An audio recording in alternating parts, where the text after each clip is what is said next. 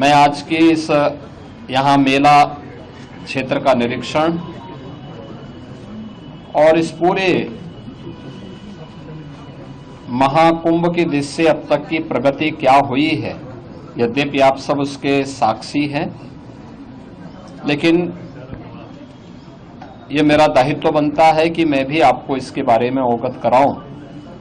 तो मैं सबसे पहले आपका स्वागत करता हूं। प्रयागराज मेले की दृष्टि से आपने देखा होगा, प्रयागराज सिटी की कायाकल्प करने का जो कार्य अब तक हुआ है, ये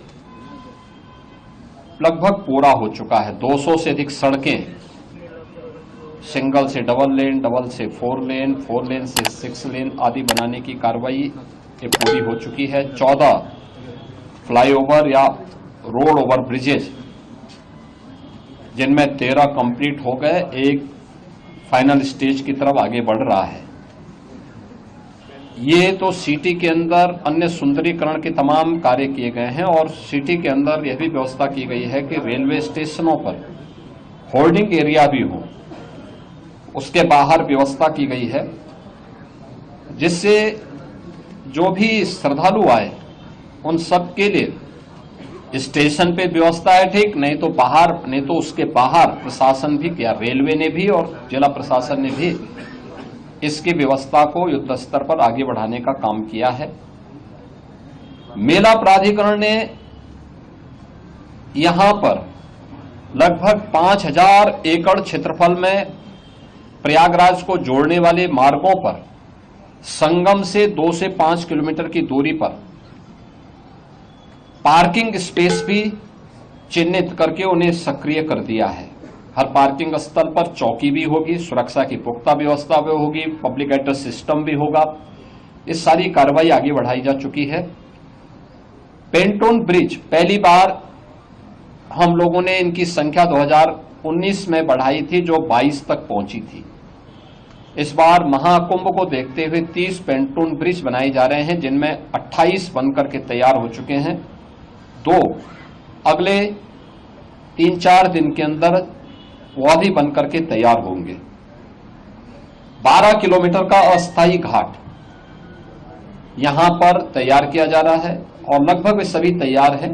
कुछ पक्के घाट बनाए जा रहे हैं। अरेल की ओर एक पक्का घाट बन रहा है, अगले 2-3 दिन के अंदर उसको भी कंप्लीट कर लिया जाएगा।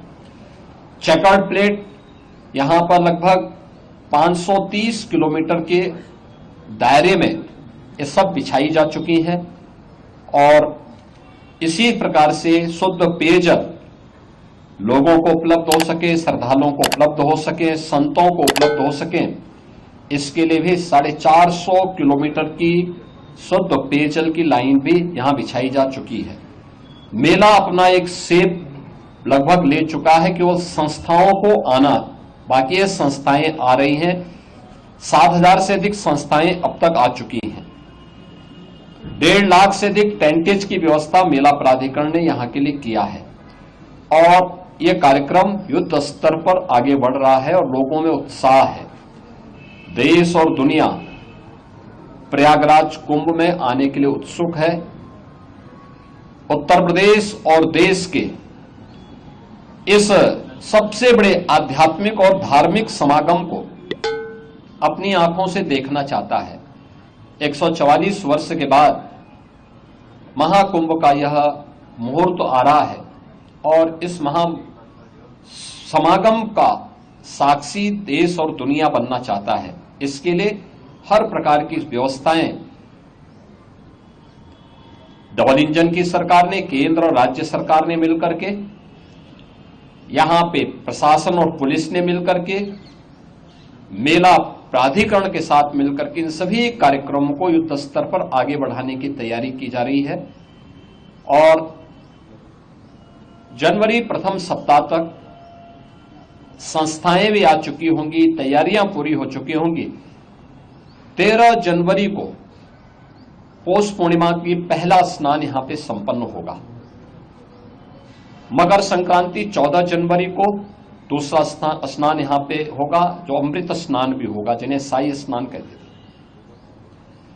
29 जनवरी मौनी अमावस्या ये मुख्य स्नान में से एक है, जिसमें सबसे ज्यादा भीड़, हमारा अनुमान है कि 6 से लेकर 8 करोड़ श्रद्धालु यहां पर उस दिन आएंगे और उस स्नान में, यहां पे अमृत स्नान में सहभागी करेंगे। यह एक बड़ा आयोजन कुंभ का होगा और एक बहुत पवित्र मुहूर्त भी होगा। 3 फरवरी बसंत पंचमी है, फिर 12 फरवरी और 26 फरवरी ये 2 अतिरिक्त स्नान फिर यहां पे होंगे। कुल 6 स्नान होने हैं। मुख्य स्नान के दिन कोई भी प्रोटोकॉल नहीं होगा। पूज्य संतों के लिए, श्रद्धालुओं के लिए यहां पे स्नान की व्यवस्था के लिए सभी लोग लगेंगे। सभी स्नान पर संतों के स्वागत के लिए, श्रद्धालुओं के अभिनंदन के लिए सरकार के स्तर पर, मेला प्राधिकरण के स्तर पर पुष्प वर्षा की व्यवस्था भी रहेगी और उसके लिए हम लोग पूरी तैयारी कर रहे हैं, क्योंकि ये दुर्लभ संजोग है। उस दुर्लभ संजोग के साक्षी बनने के लिए देश और दुनिया से जो भी श्रद्धालु आएगा उसको उस प्रकार का अवसर मिलना चाहिए। प्रकृति और परमात्मा की कृपा से, भगवान प्रयागराज की कृपा से, द्वादश माधव की कृपा और मां गंगा और मां यमुना की कृपा से ये पूरे कार्यक्रम सकुशल संपन्न हो। आज इस दृश्य से मैंने यहां बैठक की है, पूजा भी की है और आप सबके सहयोग से इस पूरे आयोजन को पूरी भव्यता के साथ यहां पे आयोजित करने का गौरव यहां पे डबल इंजन की सरकार को प्राप्त होगा, प्रयागराज मेला प्राधिकरण को प्राप्त होगा और प्रयागराज वासियों को प्राप्त होगा। मेरी प्रयागराज वासियों से ये अपील होगी कि स्वच्छता का और आतिथ्य सेवा का जो उदाहरण प्रयागराज ने इससे पहले किया है 2019 के कुंभ में, उससे अच्छा अवसर इस बार उनके सामने आने जा रहा है और हमारा प्रयागराज तो उसके लिए वैसे भी जाना जाता है। तो आतिथ्य सेवा के साथ साथ स्वच्छता का एक उत्कृष्ट उदाहरण प्रयागराज प्रस्तुत करेगा। इस विश्वास के साथ मैं वर्ष 2025 की अपनी मंगलमय शुभकामनाएं पूरे प्रदेशवासियों को देता हूं।